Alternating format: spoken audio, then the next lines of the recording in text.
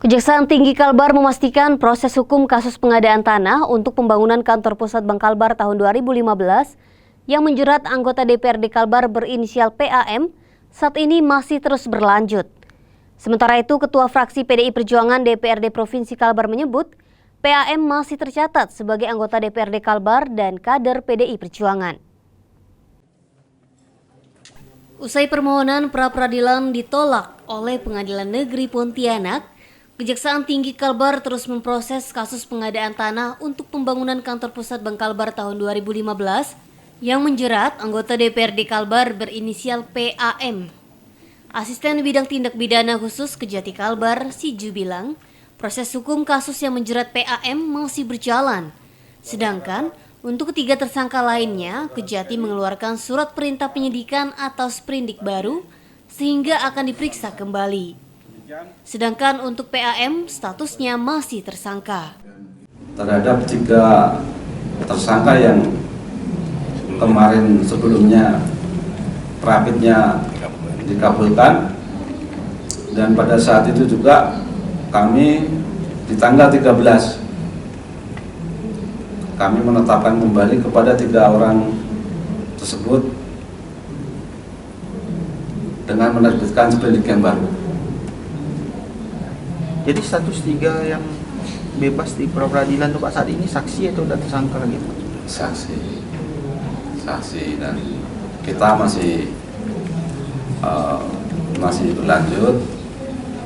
Tentunya kita tetap melalui proses karena sesuai dengan kemarin hasil rapid dengan dikabulkan, tentunya ada beberapa hal yang tentu kami perbaiki. Sementara itu, Ketua Fraksi PDI Perjuangan DPRD Provinsi Kalbar, Agus Darmansyah bilang, status PAM hingga saat ini masih anggota DPRD Kalbar dan kader PDI Perjuangan. Belum ada perintah dari DPP maupun DPD terkait status PAM apakah akan di-PAW atau tidak. Sebab saat ini masih menunggu keputusan inkrah dan masih memegang teguh asas praduga tak bersalah.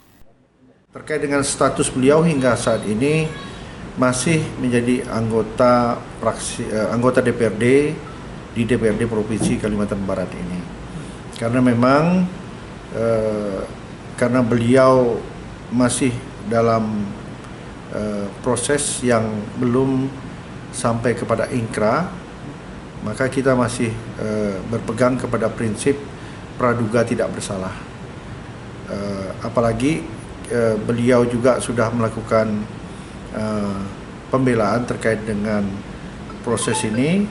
Nah, tentu kita juga berharap ada hasil yang positif bagi PAM terkait dengan sangkaan ini, karena belum tentu juga beliau dinyatakan bersalah.